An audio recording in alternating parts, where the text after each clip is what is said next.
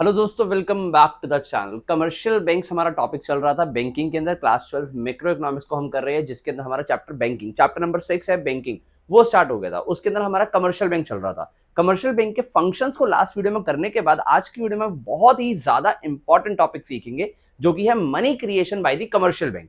अगर आपको पता है कि ये टॉपिक समझ आ गया ना, तो आपको ऑल ओवर इंडिया या फिर ऑल ओवर वर्ल्ड जो बैंकिंग रेगुलेशंस या बैंकिंग सिस्टम काम कर रहा है ना, उसकी फंक्शनिंग समझ आ जाएगी। यानी आपको यह समझ आ जाएगा कि हमारे बैंक्स किस तरीके से काम करते हैं, किस तरीके से वो थोड़े से पैसे से इतना ज्यादा लोन दे देते हैं। ये सारा काम क्लियर होगा इसी टॉपिक के अंदर। तो चलिए विदाउट वेस्टिंग टाइम सीखते हैं हमारी वीडियो को। ध्यान से वीडियो को एंड तक देखना, वीडियो को एंड तक देखना बहुत जरूरी है अच्छा टॉपिक के लिए। पेपर के अंदर मेरे से लिख के ले लो बेटा कि 6 नंबर देके जाएगा टॉपिक, तो मैं 4 से 6 नंबर आराम से देके जाएगा, बस एंड तक वीडियो को देखना। चलिए चैनल को सब्सक्राइब कर लीजिए, बहुत सारी वीडियो और भी आ रही है। स्टार्ट करते हैं अपनी वीडियो को।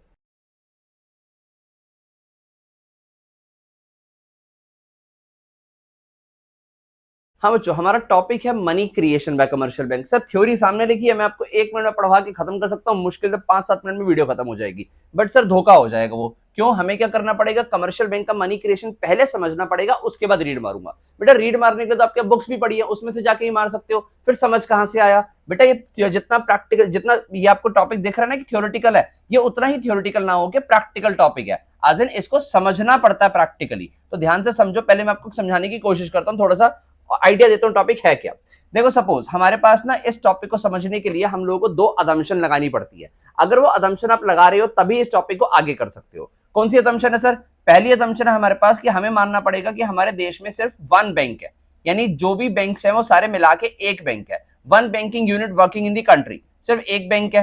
और second assumption, all the transaction, जो ऑल दी ट्रांजेक्शंस हैं, यानी जितनी भी ट्रांजेक्शंस का मतलब लेन देन होता है, आर रूटेड, रूटेड का मतलब होती हैं वो थ्रू बैंकिंग सिस्टम ओनली, यानी जितनी भी ट्रांजेक्शन होंगी इकोनॉमी में वो सारी बैंक से होंगी। ये 2 अजम्पशंस लेना बहुत जरूरी है। अगर आप ये 2 अजम्पशंस को ले रहे हो तभी आगे काम होगा। क्या अजम्पशन है सर? हम मान के चलें कि हमारे देश में एक ही बैंक है और उसके अलावा all the transaction are routed through the bank only. सारी की सारी ट्रांजेक्शन इस बैंक के थ्रू रूट होती है। सारी अजम्पशन आपको लिखी हुई दिखेंगी, अभी इसमें सब कुछ लिखा हुआ है। अच्छा पहले समझ जाओ थोड़ा सा।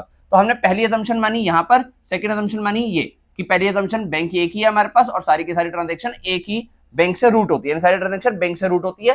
कैश में कुछ नहीं होता, यानी सारा कैश का लेन देन नहीं होगा। सब कुछ जो भी होगा चेक्स के थ्रू पेमेंट होगी, बैंक पे पेमेंट आएगी, बैंक से पेमेंट जाएगी। अच्छा अब हम कर क्या रहे हैं? हम ये पढ़ रहे हैं कि अब हमारे पास जो एक बैंक है, सपोज उसका नाम है एबीसी बैंक, और यहां ना हमारे पास पब्लिक है, ये हम देश की पब्लिक है, ये नॉर्मल पब्लिक है, ये सारी जो है ये देश की नॉर्मल पब्लिक है। अब इस पब्लिक ने मिलकर क्या किया?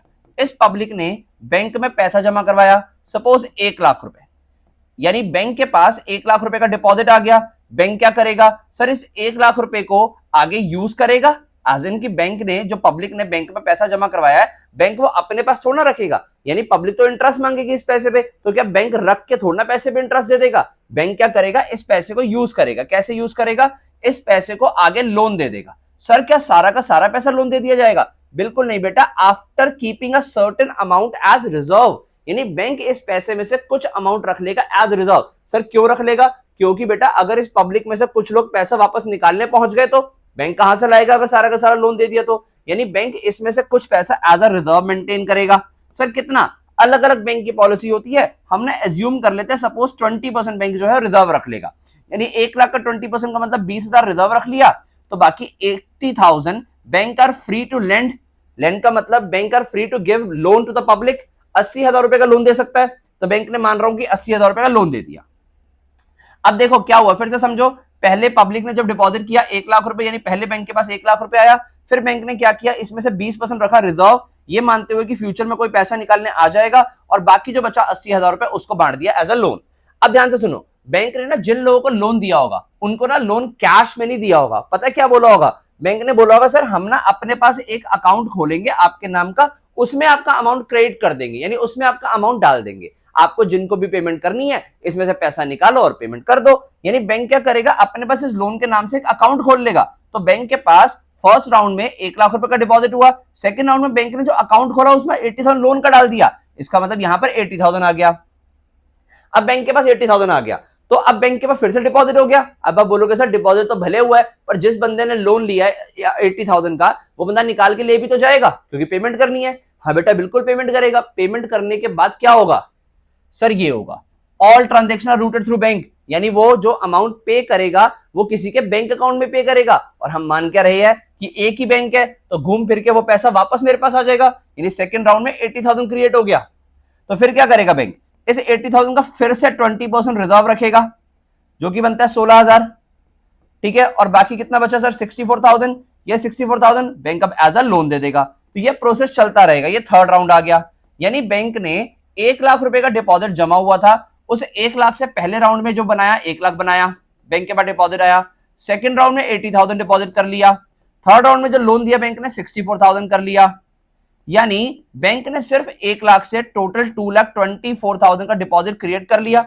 मैं कह सकता हूं कि सर इसमें से 1,00,000 जो है वो तो बैंक के पास रियल में डिपॉजिट हुआ था पब्लिक के थ्रू, बाकी का जो कितना है 1,24,000 ये रियल में डिपॉजिट हुआ ही नहीं है। तो ये पैसा कहां से आया सर, ये पैसा बबल मनी है। That is what I am saying कि ये होता है बबल मनी, जो बैंक के पास एक्चुअल में नहीं है बट मनी क्रिएशन के प्रोसेस के थ्रू क्रिएट किया जाता है। आई होप से आपको समझ आता है। अब ये मनी क्रिएशन का प्रोसेस है और इसी की पूरी थ्योरी जो है वो यहां पर लिखी हुई है, हमें यही थ्योरी पढ़नी है। ठीक है, आओ अब इसको पढ़ के खत्म करते हैं। अगर मैं आपको पहले ही थ्योरी पढ़ा देता तो सर वो ना आपके साथ धोखा होता, और धोखे से हम दूर रहते हैं, ना देते हैं और ना लेते हैं। चलिए आ करते हैं आगे काम।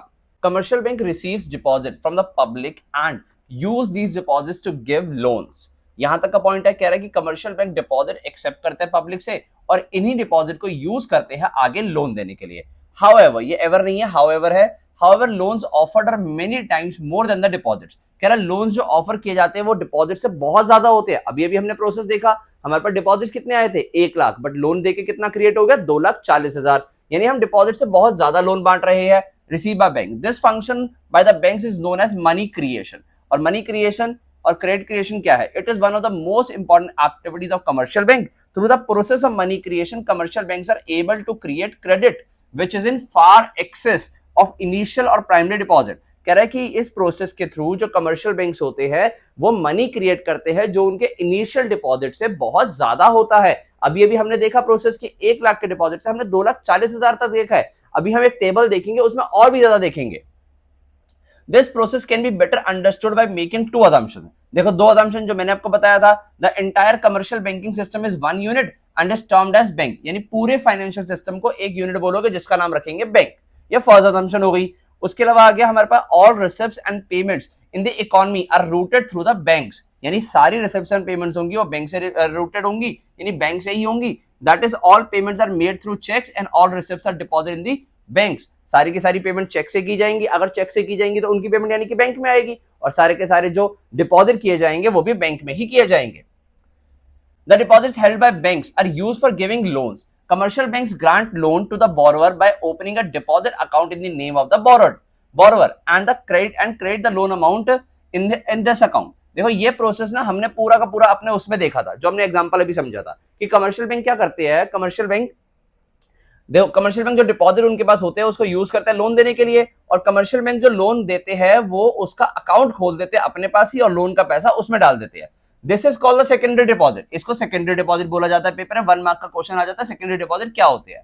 However banks can not use the whole of deposits for lending. कह रहा है बैंक पूरा पैसा यूज नहीं कर सकता लेंडिंग के लिए। It is legally compulsory for the banks to keep a certain minimum fraction for their deposit. यानी ये देखो कह रहा है कि बैंक ना पूरा का पूरा अमाउंट जितना डिपॉजिट होगा उसको यूज नहीं कर सकता लोन देने के लिए। Bank has to keep certain minimum fraction with themselves. जो हमने रखा था याद करो 20% रिजर्व रखा था, उसी की बात कर रहा है कि जो अपने पास रखना है। देखो लिखा हुआ है it is legally compulsory for the banks to keep a certain minimum fraction for of their deposits as reserves. The fraction is called the legal reserve ratio और रिजर्व डिपॉजिट रेशियो और रिजर्व रेशियो। यानी ये हम इसको legal reserve ratio, reserve deposit ratio, reserve ratio भी बोलते हैं। And is fixed by the central bank. यानी ये जो रिजर्व रेशियो है यानी जो लीगल रिजर्व है ये सेंट्रल बैंक फिक्स करता है कि कितना कितना रखना है। Okay, bank do not keep 100% reserves against the deposit. Bank देखो 100% पैसा भी रिजर्व में नहीं रख लेता। अगर 100% रिजर्व ही रख लेगा तो लोन क्या बांटेगा, कमाई क्या करेगा। They keep reserves only to the extent indicated by the central bank. कह रहा उतना ही रिजर्व रखा जाता है जितना सेंट्रल बैंक इंडिकेट करता है। कह रहा फिर एक क्वेश्चन है कि why only fraction of deposits are kept as reserve. कह रहा है कि सिर्फ और सिर्फ डिपॉजिट्स का एक फ्रैक्शन रखा जाता है रिजर्व में, पूरा का पूरा रिजर्व क्यों नहीं रखा जाता? भाई कॉमन सेंस की बात है। देखो कह रहा है banks keep a fraction of deposit cash reserve because a prudent banker by his experience knows two thing. कह रहा है कि हम एक फ्रैक्शन रखते हैं क्योंकि एक प्रूडेंट बैंकर का मतलब एक बढ़िया बैंकर, एक बढ़िया बंदा जो बैंक का काम अच्छे से जानता है, जिसको बैंकिंग का एक्सपीरियंस हो, ठीक है, वो दो चीजें जानता है। क्या जानता है? कि all depositors do not approach the bank for withdrawal of money at the same time and also they do not withdraw the entire amount in one गो। कह रहे हैं कि जो डिपॉजिटर होंगे वो बैंक को जाके पूरी की पूरी अप्रोच नहीं करेंगे। कि देखो ऐसा नहीं है कि जो भी पब्लिक ने बैंक में पैसा जमा किया सारी की सारी पब्लिक एक साथ आ जाएगी पैसा दे दो, या फिर ये भी नहीं होगा कि सारा का सारा पैसा वो एक साथ निकाल लेंगे।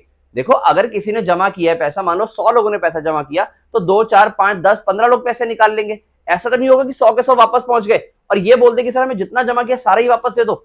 ये पॉसिबल नहीं है ना। फिर से पढ़ो, all depositor do not approach banks for the withdrawal of money at the same time and also they do not withdraw the entire amount in one go. और उसके अलावा there is a constant flow of new deposit into the bank. कह रहा है अगर पैसा निकल रहा है इसमें थोड़ा बहुत तो पैसा आ भी तो रहा है, कांस्टेंट फ्लो है। फ्लो का मतलब इनफ्लो और आउटफ्लो चल रहा है, इनफ्लो आउटफ्लो दोनों चल रहा है। अगर पैसा आउटफ्लो में जाता है तो वापस भी तो आता है। तो ये चीजें थी। अब इस पूरे प्रोसेस को ना एक एग्जांपल के थ्रू समझाएगा, जो मैंने आपको एग्जांपल दिया था वही है। कह रहा है let us now understand the process of money creation through an example. क्या एग्जांपल है? सपोज इनिशियल और primary deposits in banks are ₹1000 and LRR. LRR क्या है सर? लीगल रिजर्व रेशियो, जो आरबीआई ने इंडिकेट करी है कि आपको 20% रखनी पड़ेगी। यानी एक बैंक में इनिशियल डिपॉजिट आया 1000 और उसको एलआरआर रखना है 20%, यानी वो 1000 का 20% रख सकता है। It means banks are required to keep only 200, 1000 का 20%, 200 as cash reserve and are free to lend 800, और 800 रुपए को वो लोन दे सकते हैं। सपोज दे लेंड ₹800, 800 का लोन दे दिया। Bank do not lend this money by giving amount in cash. Bank पैसा कैश में नहीं देगा, rather they open the accounts in the name of the borrower who are free to withdraw the amount whenever they want. कह रहा है कि वो उनके नाम का अकाउंट खोल देगा और उसमें पैसा डाल देगा, जो पैसा निकालने के लिए कभी भी फ्री है, कभी भी निकाल सकते हैं। Suppose borrower withdraw the entire amount. अब बोरोअर जिन्होंने लोन लिया था उन्होंने पूरा 800 निकाल लिया। Of ₹800 for making payments, payment करनी होंगी आगे। As all the transaction are routed through the banks, the money spent by the borrower comes back into the bank in the form of deposit account of those who have received this payment. कह रहा है कि जिसने loan लिया था, जब उसने निकाल के जिस लोगों को पैसे पेमेंट करी, उन लोगों ने भी तो पैसा जो होगा बैंक में डाला होगा, क्योंकि सारी ट्रांजेक्शन बैंक के थ्रू रूट होती है। इसका मतलब बैंक के पास फिर से डिपॉजिट जमा हो गया। It will increase the demand deposit of the banks by ₹800। कह रहा है फर्स्ट प्रोसेस में 1000 जमा हुआ था इनिशियल डिपॉजिट में, सेकंड लाइन में हमारे पास 800 आ गया। अब बैंक क्या करेगा? बैंक फिर से with new deposits of 800 bank keep 20% cash reserve, यानी उसका 20% कैश रिजर्व रख लेगा एंड लेंड द बैलेंस 640, और 640 फिर से लोन दे देगा। Borrower use this loan for making payments which again comes back into the account of those who have received the payment. This time bank's deposit raises by 640। कह रहा है यहां पर third time में बैंक डिपॉजिट 640 से और बढ़ जाएंगे। फिर क्या होगा? The deposit keep on increasing. कह रहा है डिपॉजिट बढ़ते जाएंगे in each round bye 80% of the last round deposit. कह रहा है पहले जितना जमा हुआ था उसका 80% से एवरी टाइम बढ़ते जाएंगे। 800 is 80% of 1000, 640 is 80% of 800। At the same time, cash reserve also go on increasing each time by 80% of the last cash reserve। पहले हमने कैश रिजर्व कितना रखा था? 200। सेकंड टाइम कितना रखा? 800 का 20%, 160। आपको पता है 160 इस 200 का 80% होता है। फिर हमने कितना रखेंगे? ये देखो 640 जब दिया होगा, इसमें से भी हमने कुछ रखेंगे, वो इसका 80% बनेगा। आई होप सो समझ आ रहा है। Deposit creation comes to an end when the total cash reserve becomes equal to the initial deposits. कह रहा देखो कैश रिजर्व कितने थे हमारे पास, सॉरी हमारे पास इनिशियल डिपॉजिट कितना था? 1000। कह रहा है जब कैश रिजर्व इसके इक्वल हो जाएगा ना, यानी जो हम रिजर्व रख रहे हैं जब वो इसके इक्वल आ जाएंगे तो हमारा जो मनी क्रिएशन है वो कम्स टू एंड आ जाएगा। यहां पर जाके बैंक रुक जाएंगे। देखो ये वाला पैसा तो ना कभी नहीं रुकेगा। क्यों? क्योंकि बैंक के बाद डिपॉजिट तो हमेशा आते रहेंगे। सो बेसिकली एक यहां पर चीज बोली गई है कि आपसे पूछा जाएगा कि बताओ मनी क्रिएशन कब एंड पे होगा? तो जब हमारे रिजर्व जो होंगे, यानी जो हम एलआरआर बना रहे हैं, वो एलआरआर का अमाउंट जो होगा वो हमारे डिपॉजिट्स के इक्वल जब हो जाएगा तो हम लोग रुक जाएंगे। ठीक है, आगे देखें। इस चीज को ना हमने एक टेबल के थ्रू एक्सप्लेन किया हुआ है कि इनिशियल डिपॉजिट बैंक को कितने मिले। ध्यान से देखो, इनिशियल डिपॉजिट बैंक को 1000 मिले, जिसमें से लोन 800 का दे सकते हैं 200 का रिजर्व रख के। नेक्स्ट टाइम इस 800 का देखो, नेक्स्ट टाइम जो है इस 800 का कितना लोन दे सकते हैं? डिपॉजिट इतना हुआ ना, लोन दिया तो डिपॉजिट इतना हुआ था, इसका 80%, ये 80% है, इसका लोन दे सकते हैं। फिर इसका हमने रखा यहाँ पर, यानी ये डिपॉजिट हो गया। फिर इसका 80% जो है ये है 512, ये हम लोन दे सकते हैं। फर्स्ट राउंड में रिजर्व इतने रखे, सेकंड में इतने रखे, थर्ड में इतने रखे, रिजर्व मिला के जब 1000 बन जाएंगे जो कि इनिशियल डिपॉजिट के इक्वल है तो अब रुक जाओगे, इसके बाद मनी क्रिएशन नहीं होगा।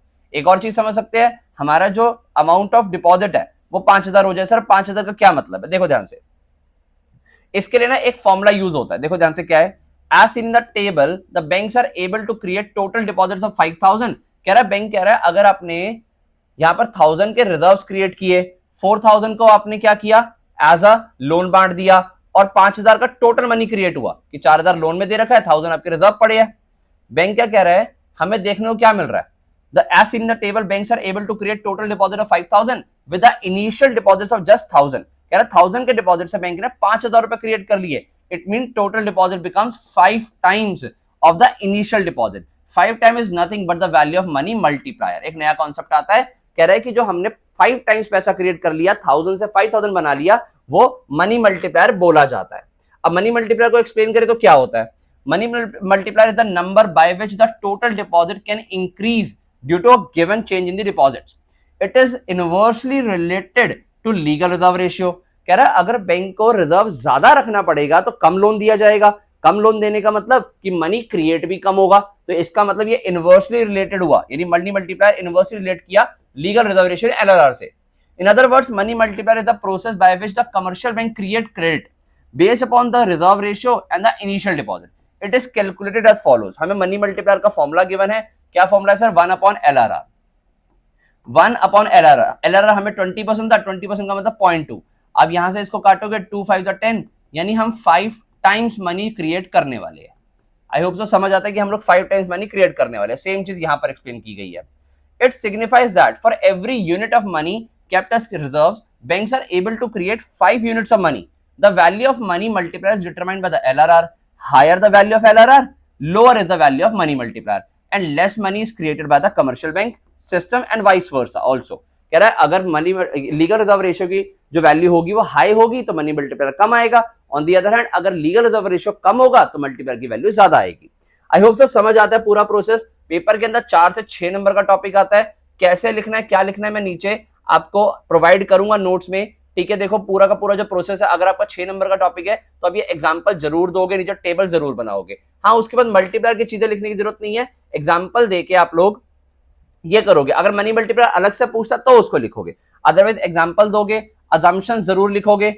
ये दोनों अजम्पशन बहुत जरूरी थी, ये अजम्पशंस के बिना काम नहीं होगा। कहां की अजम्पशंस, ये रही फर्स्ट अजम्पशन, ये रही और सेकंड ये रही। ये अजम्पशन लिखना बहुत जरूरी है। मनी मल्टीप्लायर पूछा जाएगा, पहले लिख दोगे it is the process through which commercial bank creates money, it is based on 2 assumption, assumption लिख दोगे, फिर एग्जांपल के थ्रू समझा दोगे, टेबल बना दोगे, काम खत्म, 6 नंबर आपके। तो ऐसे होगा काम। आई होप सो वीडियो समझ आती है, पूरा टॉपिक समझ आता है। पेपर के लिए बहुत इंपॉर्टेंट वीडियो, ध्यान से देखो, बार बार सुन लो, दिमाग टॉपिक को दिमाग में अच्छे से बिठा लो। ओके, मैं तुम्हें मिलूंगा नेक्स्ट वीडियो में। कमर्शियल बैंक को भी, कमर्शियल बैंक तो ऑल दो खत्म हो गया, नेक्स्ट वीडियो में हम लोग सेंट्रल बैंक करेंगे। एक अच्छा टॉपिक है, बैंकिंग चैप्टर के 2 वीडियोस के आसपास आएंगे, भी हम लोग सेंट्रल बैंक को 2 वीडियोस दे देंगे। उसके बाद हमारा चैप्टर जो है वो खत्म हो जाएगा। आई होप सो काम समझ आता है। मैं मिलता हूं तुमसे नेक्स्ट वीडियो में बहुत ही जल्दी। चैनल को सब्सक्राइब कर लो। Thank you.